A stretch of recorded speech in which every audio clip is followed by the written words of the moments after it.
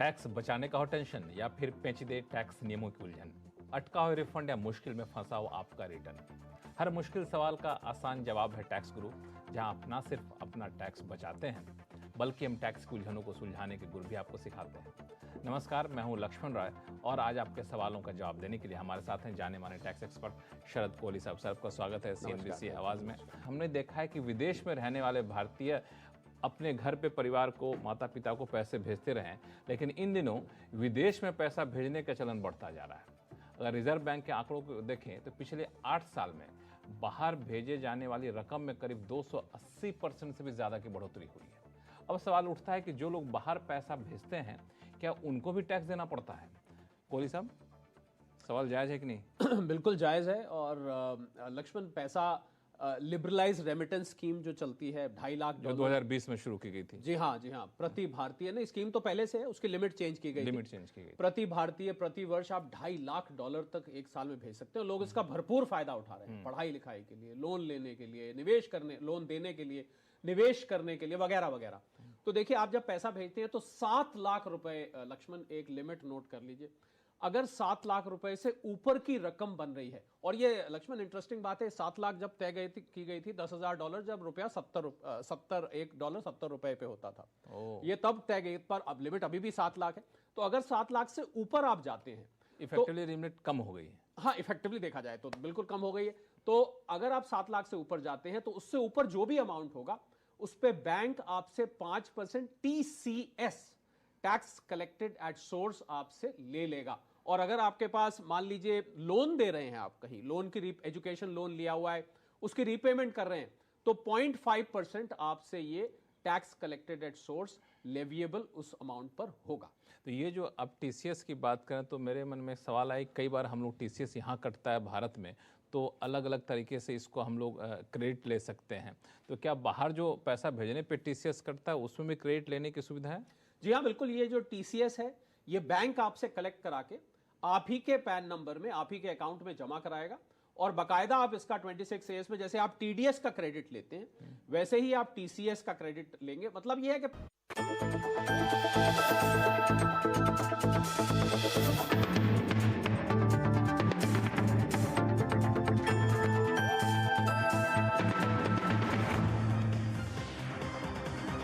Tax से जुड़ी हर उलझनों को दूर करने के लिए लेकर हम हाजिर हैं आपका पसंदीदा शो टैक्स गुरु, जहां हम नियमों के दायरे में रहकर टैक्स बचाने के बेहतरीन तरीके आपको बताते हैं। नमस्कार, मैं हूं लक्ष्मण राय और आपके सवालों का जवाब देने के लिए इस बार हमारे साथ होंगे जानी मानी टैक्स एक्सपर्ट गौरी चड्ढा। गौरी, आपका स्वागत है।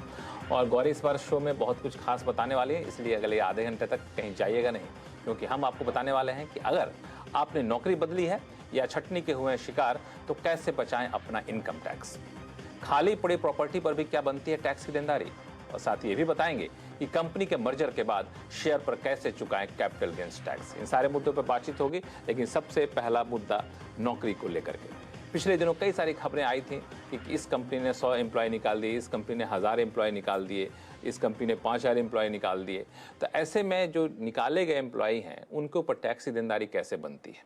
या फिर कई लोगों ने नौकरी बदल भी ली है, तो नौकरी बदल दी है, वो पहले पेरोल पे थे, अब कॉन्ट्रैक्ट पे आ गए हैं, कंसल्टेंसी कर रहे हैं, फ्रीलांस कर रहे हैं, तो टैक्स की देनदारी हर हालात में अलग अलग होती है। इन सारे हालात पर टैक्स की देनदारी अलग अलग कैसे बनेगी, इस पर बातचीत करेंगे गौरी से। पहली बात तो ये होती है कि मान लिया कारोबारी साल के बीच में ही हमने किसी ने नौकरी की छटनी हो गई, नौकरी छोड़नी पड़ गई, तो उनके ऊपर टैक्स की देनदारी क्या बनेगी अगर वो बाकी के साल में आमदनी का कोई स्रोत नहीं रहता है तो? ठीक है, तो देखिए, अगर नौकरी सपोज कीजिए आपने अप्रैल से फाइनेंशियल ईयर स्टार्ट होता है और आपने अगस्त तक नौकरी की है और अगस्त के बाद आपकी सितंबर ऑनवर्ड्स आपके पास नौकरी नहीं है, तो आप अप्रैल से अगस्त तक की अपनी जो इनकम है वो डिक्लेयर करेंगे। उसी में आपकी जो डिडक्शंस हैं, आपको कुछ डिडक्शंस ऐसी होती हैं जो आपको नॉर्मली मिलती हैं, जैसे 80C 80D, वो आप पूरी की पूरी क्लेम कर सकते हैं अगर आप उसमें इन्वेस्ट या एक्सपेंस जो भी है वो कर रहे हैं।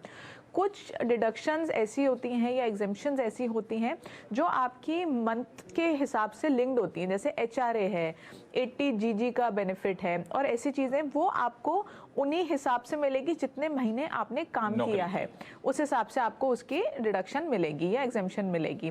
तो बाकी का साल जो आपने नौकरी नहीं की है और उसमें आपकी कोई भी और इनकम नहीं है, तो वहां से आपको कुछ भी इंक्लूड अपनी इनकम में करने की जरूरत नहीं है, क्योंकि आपने कुछ कमाई तो की नहीं है। तो सब आप अप्रैल से अगस्त तक या जिस भी महीने तक आपने काम किया है उस महीने तक की इनकम अपनी इंक्लूड करेंगे, अपनी इनकम टैक्स रिटर्न में डिडक्शंस लेंगे, एग्जेम्पशंस लेंगे और अपनी रिटर्न को फाइल कर देंगे। अब एक हालात ये बनता है कि नौकरी एक जगह से छोड़ दी या फिर छोड़ना पड़ा, जैसे भी जिस हालात में हो, लेकिन दूसरी जगह हमने नौकरी की। अब दूसरी जगह हमने नौकरी की है तो पहली जगह हम पेरोल पे थे, दूसरी जगह हम कॉन्ट्रैक्ट पे हैं या फिर कंसल्टेंसी के रूप में है, तो वहाँ पे किस तरह से टैक्स कैलकुलेशन होगा? तो देखिए, जो कंसल्टेंसी का टैक्स होता है वो थोड़ा डिफरेंट कैलकुलेशन के हिसाब से होता है। कंसल्टेंसी को हम बिजनेस प्रोफेशन मानते हैं, यानी कि कंसल्टेंसी अगर आप दे रहे हैं या आप फ्रीलांस कर रहे हैं या आप किसी कंपनी में एम्प्लॉय की जगह कंसल्टेंट के तौर पे गए हैं, तो आपका जो टीडीएस है एक तो वो आपका फ्लैट 10% पे कटता है। तो आपको बेसिकली उसमें अपना प्रॉफिट एंड लॉस अकाउंट और बैलेंस शीट बनाना होता है, जिसमें आप अपने सारे खर्चे बुक कर सकते हैं। यानी कि आपने जो खर्चा किया अपनी गाड़ी के ऊपर, पेट्रोल के ऊपर, ड्राइवर की सैलरी, कोई असिस्टेंट रखा है, इंटरनेट का बिल, फ़ोन का बिल, ये सारे खर्चे, इलेक्ट्रिसिटी अगर आपके घर की यूज़ हो रही है या आप जहाँ ऑफिस जाते हैं वहाँ की यूज़ हो रही है, या आपने कोई फर्नीचर खरीदा है, तमाम तरह के एक्सपेंसेस जो आपने उस कंसल्टेंसी को देने के लिए किए हैं, वो सारे के सारे आप क्लेम कर सकते हैं एज एन एक्सपेंस और अपनी इनकम में से माइनस कर सकते हैं। जो भी बैलेंस बचेगा टैक्स का, या वो 10% से कम होगा या 10% से ज़्यादा होगा। 10% से कम होगा तो आपको रिफंड आ जाएगा, 10% से ज़्यादा होगा तो आपको एडिशनल पे करना होगा। और यही बात करें, जैसे आपने पूछा कि वो एज एन एम्प्लॉय ही चले गए, पहले भी एज एन एम्प्लॉय थे, नौकरी चेंज करी। यहीं पर रोकूंगा आपको कि अगर कंसल्टेंसी में जा रहे हैं तो मान लिया जाए अप्रैल से नौकरी पेरोल पे थे, सितंबर तक पेरोल पे थे, अक्टूबर से कंसल्टेंसी पे जा रहे हैं, तो दो अलग अलग तरीके टैक्स कैलकुलेशन होगा। जब पेरोल पे है उसका अलग होगा, कंसल्टेंसी का अलग होगा। बिल्कुल, दोनों अलग होगा। आपका जो सैलरी का भरना पड़ेगा नहीं, एक ही आईटीआर में भरना पड़ेगा, लेकिन दो तरह से दिखाना पड़ेगा। एक इनकम फ्रॉम सैलरी दिखानी पड़ेगी, एक इनकम फ्रॉम बिजनेस प्रोफेशन दिखानी पड़ेगी।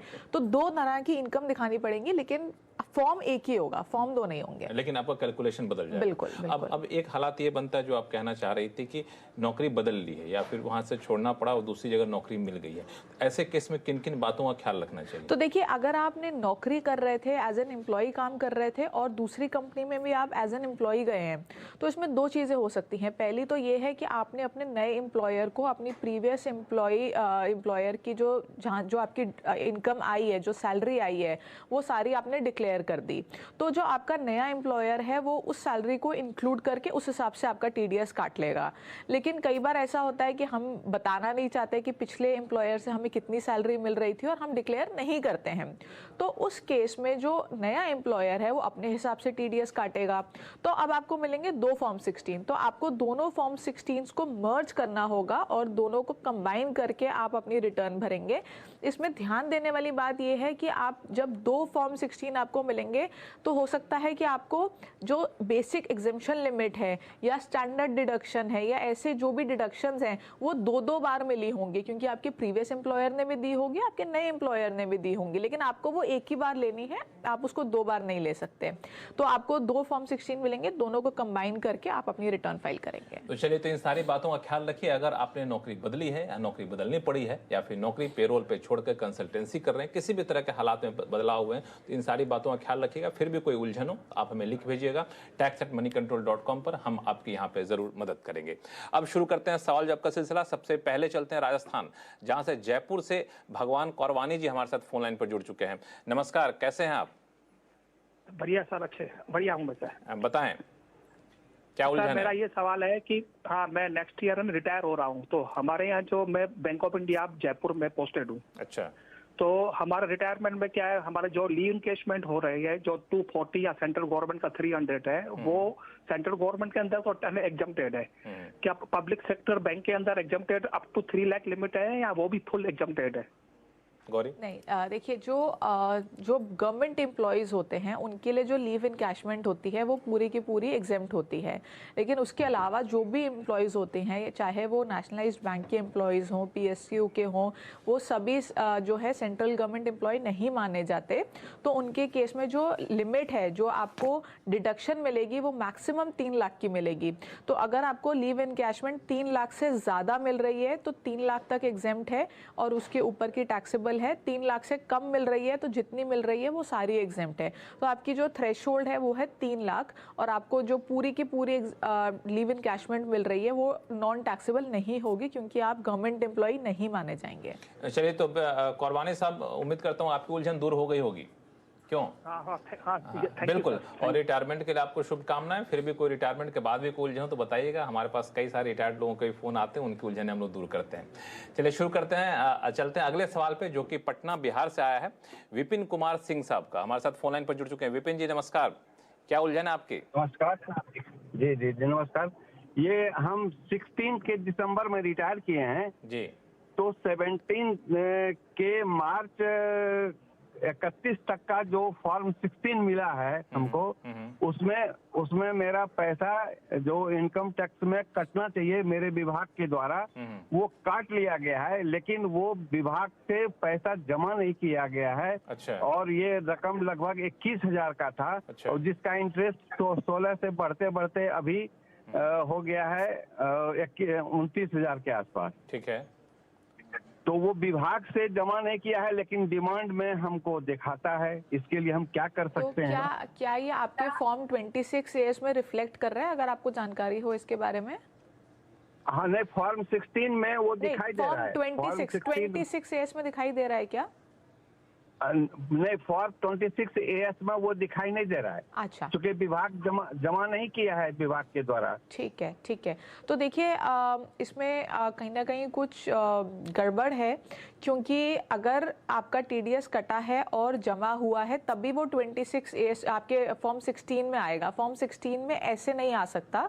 तो पहले तो आप अपना फॉर्म 16 चेक कीजिए क्या वो ओरिजिनल फॉर्म 16 है, क्योंकि कई बार ऐसा कोई केस सामने आता है जहाँ पे जो एम्प्लॉयर है उसने जो फॉर्म 16 दिया है वो ट्रेसेस की वेबसाइट से डाउनलोडेड नहीं होता।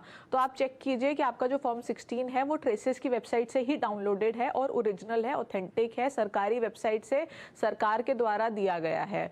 अगर ये नहीं है तो आप अपने एम्प्लॉयर को कन्फ्रंट कर सकते हैं और आपका हक बनता है कि आप ट्रेसेस से डाउनलोडेड फॉर्म 16 मांगे। अब दूसरी बात यह है कि अगर आपके पास ओरिजिनल फॉर्म 16 ही है, यानी कि ऑथेंटिक फॉर्म 16 है, तो 26AS में भी आना चाहिए। ऐसा नहीं हो सकता कि 26AS में नहीं आ रहा और फॉर्म 16 में आ रहा है। तो आप अपना फॉर्म 16 लेके डिपार्टमेंट चले जाइए, डिपार्टमेंट आपको अपना फॉर्म 16 दिखाइए। फॉर्म 16 में जो जानकारी होती है आपकी TDS की, उससे जो डिपार्टमेंट है वो ट्रेस कर पाएगा कि ये आपका ऑथेंटिक है कि नहीं और उनके सिस्टम में रिफ्लेक्ट कर रहा है कि नहीं।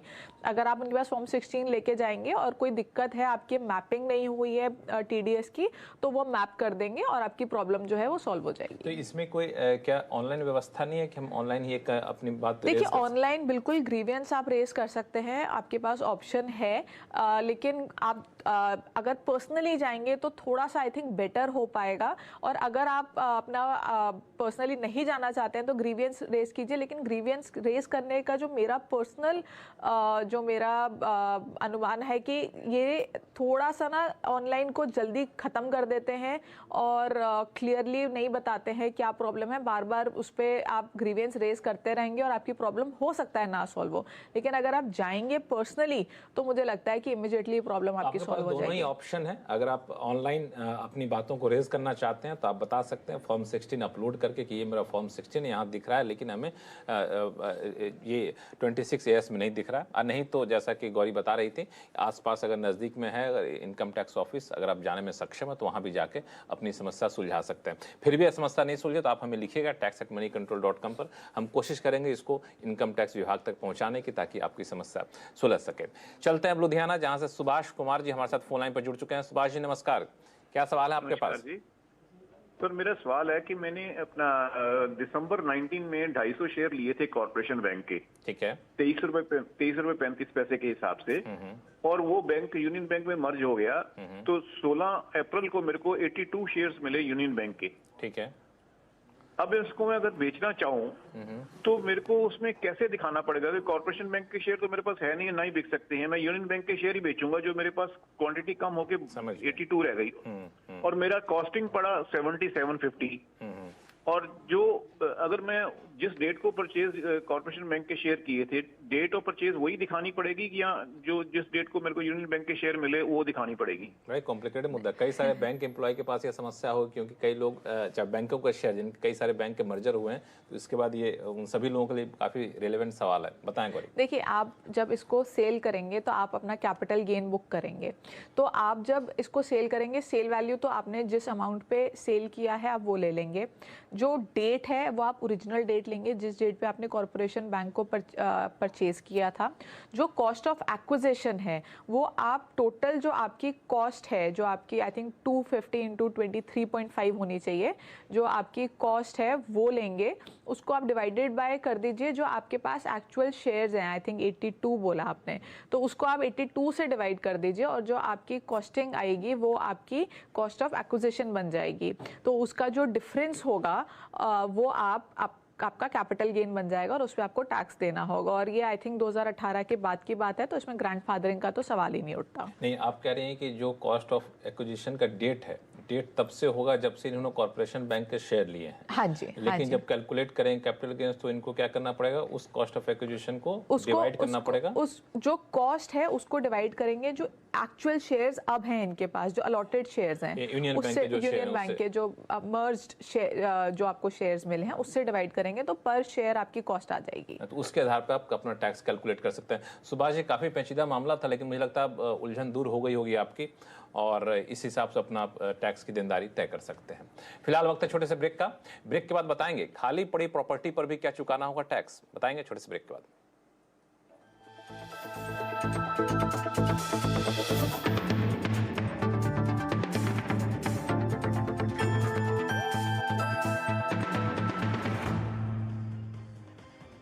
ब्रेक के बाद एक बार फिर से आपका स्वागत है। आप देख रहे हैं टैक्स गुरु और आपके सवालों का जवाब देने के लिए हमारे साथ हैं जानी मानी टैक्स एक्सपर्ट गौरी चड्ढा। गौरी, हम लोगों के सवाल लें, इससे पहले एक मुद्दा जो बार बार आ रहा है और पिछले दिनों ये चीज़ें ज़्यादा हुई हैं कि लोग पहले से अपनी प्रॉपर्टी को किराए पे दे रखे थे, लेकिन कुछ वजह से प्रॉपर्टी उनकी खाली पड़ गई, अब किराएदार है नहीं, तो ऐसी प्रॉपर्टी पर भी क्या उनको टैक्स देना पड़ेगा या फिर कोई उपाय है बचने का? जी, देखिए लक्ष्मण, आज से कुछ साल पहले तक तो आप एक ही प्रॉपर्टी अपने नाम पे रख सकते थे, यानी कि एक ही रेजिडेंशियल प्रॉपर्टी अगर आपके पास है, सेल्फ ऑक्यूपाइड है, तो आप आराम से उसको रख सकते थे। और उसके अलावा अगर आपके पास कोई प्रॉपर्टी है, यानी कि आपके पास दो प्रॉपर्टीज़ हैं, एक में आप रह रहे हैं, एक आपकी खाली प्रॉपर्टी है, तो आपको जो खाली प्रॉपर्टी है उसके ऊपर डीम्ड रेंट के ऊपर टैक्स देना होता था।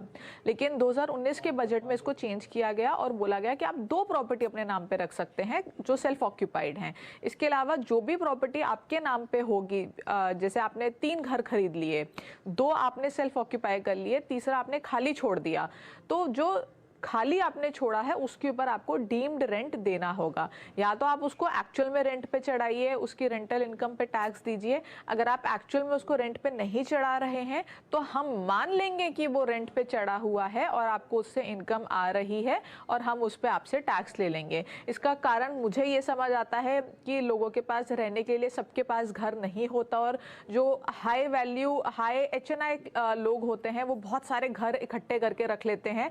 तो सरकार चाहती है कि या तो वो उसको रेंट पे दें या हम उनसे उसके ऊपर टैक्स लें। तो आप 2 प्रॉपर्टी, 2 घर अपने सेल्फ ऑक्यूपाई करके रख सकते हैं। उसके अलावा कोई होगा तो आप उस पर टैक्स देंगे, भले ही खाली रहे, भले खाली रहे, कोई उसमें कोई दिक्कत नहीं, खाली भी होगा। मतलब पैसे तो आप बिल्कुल बिल्कुल बिल्कुल किराया आ नहीं रहा, कोई इनकम आ नहीं रही, लेकिन आपको उसके ऊपर टैक्स देना होगा। ये उस कैलकुलेशन कैसे होगा? तो उसका कैलकुलेशन एक फॉर्मूले से होता है जिसमें आप 2-3 रेंट आपको निकालने होते हैं। जैसे आपका पहले आप उस एरिया का रेंट देखते हैं, उस एरिया में कितना रेंट चल रहा है, कितना सरकार बोल रही है, ऐसे 3 कैलकुलेशंस होती हैं। उसमें से जब आप अमाउंट आपका जो निकलता है, जो डिराइव्ड वैल्यू होती है, उसके ऊपर आपको टैक्स देना होता है। और अगर आपने इसको रेंट पे दिया हुआ है तो एक्चुअल में जितना रेंट आ रहा है उसी के ऊपर टैक्स देना होता है। नहीं, खाली है तो जो आसपास की प्रॉपर्टी के रेट हैं, रेंट उसकी कैलकुलेशन होती है, उसमें कैलकुलेशन होती है, 3-4 चीजें होती हैं, उसका फॉर्मूला थोड़ा सा कॉम्प्लिकेटेड है। जो पहले हमने रेंट दिया उसको आधार बना दिया जाएगा? नहीं, ऐसा नहीं है, ऐसा नहीं है। उसकी कैलकुलेशन आपको खुद करनी होती है। इनफैक्ट रिटर्न में भी आप उसी कैलकुलेशन को डालते हैं और थोड़ी सी कॉम्प्लिकेटेड होती है क्योंकि उसमें थोड़ा सा आपको एफर्ट करना पड़ता है कि वो कैसे आप अमाउंट को निकालेंगे। प्रॉपर्टी रेंट पर है तो तभी अच्छा है कि जितना मिले उसके आधार पर टैक्स की देनदारी दिखा दी। खाली पड़ा तो और ज्यादा टेंशन, टैक्स तो देना ही है और टैक्स का कैलकुलेशन भी काफी पेचीदा हो जाता है, इस बात का ख्याल रखिएगा। चलिए अब शुरू करते हैं वापस से सवाल जवाब का सिलसिला। दिल्ली से प्रवीण जी हमारे साथ फोन लाइन पर जुड़ चुके हैं। प्रवीण जी नमस्कार। नमस्कार जी, बताएं क्या सवाल आपके पास? मैंने अपनी डॉटर का इनकम टैक्स रिटर्न डाला था। ठीक है। मेरे को इंटीमेशन आई है 143(1) के under there is no due जबकि उसका मेरा 42,688 रुपए का रिफंड बंदा आया एडवांस टैक्स का, कि उसका इनकम 5 लाख से नीचे था तो वो 87A के अंडर में वो सारा एग्जम्प्ट हो जाता है कुछ। ठीक है। और ये जो अंडर 143(1) के अंडर में जो एडजस्टमेंट देख रहा हूँ, केवल उन्होंने 2 रुपए की एडजस्टमेंट की है, वो 42,688 को 42,690 कर रहा है। अच्छा। अब रिफंड कुछ नहीं बना दिखा रहा है। अब मेरे को इसके लिए क्या करना होगा? ठीक है, देखिए अगर आपने इसको ठीक पढ़ा है ऑर्डर को 143(1) के ऑर्डर को और आप कॉन्फिडेंट हैं कि आपकी सिर्फ 2 रुपए की एडजस्टमेंट हुई है, उसके बाद भी वो आपको रिफंड नहीं दे रहे हैं, तो इसको हम बोलते हैं मिस्टेक अपरेंट फ्रॉम रिकॉर्ड। यानी कि आप ऑर्डर को देखते ही बता सकते हैं कि ये जो ऑर्डर है ये गलत पास हुआ है, तो इसमें चिंता करने की कोई ज़रूरत नहीं है। सेक्शन 154 की रेक्टिफिकेशन होती है, आप उसको फाइल कीजिए। वो ऐसे ही केसेस में फाइल की जाती है जहाँ पे मिस्टेक अपरेंट फ्रॉम रिकॉर्ड है, यानी कि जैसे 143(1) की इंटीमेशन आई और वो गलत है इंटीमेशन, और आपने देखते ही बता दिया ये गलत है, इसमें कोई डिबेटेबल पॉइंट नहीं है। यानी कि आप आर्ग्यू नहीं करेंगे, डिपार्टमेंट आपसे आर्ग्यू नहीं करेगा, डिपार्टमेंट भी देखते ही समझ जाएगा कि हमसे गलती हुई है, तो इसमें आप रेक्टिफिकेशन फाइल कर सकते हैं 154 की और आपका जो रिफंड है आपको मिल जाएगा। चलिए, तो आपको रिफंड मिल जाएगा, इस बात पे चिंता मत करिए। फिर भी ना मिलो तो हम हैं यहाँ पे। अब चलते हैं अगले कॉलर के पास। शिखा बंसल जी हमारे साथ फोन लाइन पे जुड़ गई हैं फरीदाबाद से। शिखा जी नमस्कार। नमस्कार सर, कैसे हैं आप? बहुत बढ़िया, आप कैसी हैं? मैं ठीक हूँ सर। बताइए क्या सवाल है? हाँ जी, तो मेरा क्वेश्चन ये है कि जब हम फाइल करते हैं ITR तो उसमें सर इंटरेस्ट सर्टिफिकेट को शो करते हैं, तो इंटरेस्ट सर्टिफिकेट में 2 चीज होती है, एक इंटरेस्ट कंपोनेंट और एक प्री EMI इंटरेस्ट। तो सर हमें इसको दोनों का ही बेनिफिट मिलता है ना? ठीक है, मैं आपको ये पूरा कॉन्सेप्ट समझा देती हूँ किस तरह से कैलकुलेट होता है। आप हाउसिंग लोन आपने लिया होगा, उसी के इंटरेस्ट की आप बात कर रहे हैं। तो जब आप हाउसिंग लोन लेते हैं तो जो इंटरेस्ट का कंपोनेंट होता है वो सेक्शन 24 में जाता है। सेक्शन 24 में आपके अगर सपोज कीजिए सेल्फ ऑक्यूपाइड प्रॉपर्टी है तो आप 2 लाख तक जो है इंटरेस्ट को क्लेम कर सकते हैं, और अगर आपकी लेट आउट प्रॉपर्टी है तो जितना भी आपने इंटरेस्ट पे किया है बैंक को वो सारा का सारा आप क्लेम कर सकते हैं। अब बात करते हैं कि आपका प्री कंस्ट्रक्शन पीरियड का भी इंटरेस्ट है। तो ये जो इंटरेस्ट होता है ये आप तभी क्लेम कर सकते हैं जब आपको पोजेशन मिल जाता है घर का, तो उससे पहले का जितना भी इंटरेस्ट होता है वो सारा प्री कंस्ट्रक्शन पीरियड इंटरेस्ट होता है। तो उसको आप टोटल करके डिवाइडेड बाय 5 कर दीजिए, यानी कि 5 इंस्टॉलमेंट्स में आप उसको क्लेम कर सकते हैं। तो आप अगर सपोज कीजिए इस साल में आपका इस साल का इंटरेस्ट आपका 1 लाख है और प्री कंस्ट्रक्शन पीरियड का 50,000 है, तो आप 1.5 लाख क्लेम कर सकते हैं। लेकिन आपको ध्यान ये देना है कि सेल्फ ऑक्यूपाइड के केस में ओवरऑल लिमिट 2 लाख ही है, तो 2 लाख से ज्यादा सेल्फ ऑक्यूपाइड के केस में आप क्लेम नहीं कर पाएंगे उस साल का इंटरेस्ट और प्री कंस्ट्रक्शन पीरियड का इंटरेस्ट मिला करके। चलिए, तो फिलहाल वक्त है छोटे से ब्रेक का। ब्रेक के बाद फिर से सवाल जवाब का सिलसिला शुरू करेंगे। देखते रहिए टैक्स में।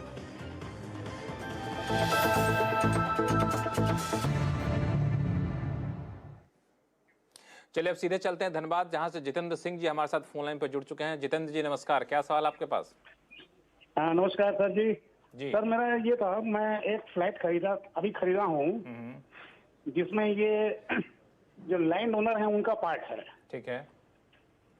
तो जो बिल्डर हैं वो बोल रहे हैं कि 2 लाख का GST आपको मुझे देना होगा। अच्छा, तो ये क्या सही है?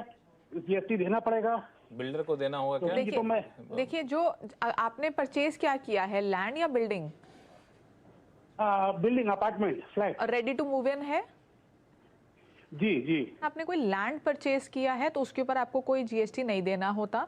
कोई ready to move in property आपने परचेज की है उसके ऊपर आपको कोई जीएसटी नहीं देना होता। अगर आपने कोई अंडर कंस्ट्रक्शन प्रॉपर्टी परचेज की है तो सिर्फ उसमें आपको जीएसटी देना होता है, क्योंकि आप बोल रहे हैं कि आपने जो बिल्डिंग परचेज की है वो कंस्ट्रक्टेड है, फुली कंस्ट्रक्टेड है, तो आपको उसके ऊपर कोई जीएसटी नहीं देना है। आपको कोई जीएसटी की देनदारी आपको ऊपर नहीं बनती है, क्योंकि ready to move in flat है, तो आप निश्चिंत हो जाइए। और बिल्डर के बाद समझा दीजिएगा, शायद बिल्डर भी आपकी बात को मान लेगा। टैक्स गुरु में फिलहाल इतना ही। गौरी, आपका बहुत बहुत शुक्रिया सभी सवालों का जवाब देने के लिए। अगर आपके पास कोई भी सवाल हो, चाहे जीएसटी से जुड़ा हुआ, इनकम टैक्स से जुड़ा हुआ, आप हमें लिख भेजिए tax@moneycontrol.com पर। आप अपने सवाल के साथ अपना नाम और मोबाइल नंबर लिखना ना भूलें। नमस्कार, देखते रहिए CNBC आवाज़।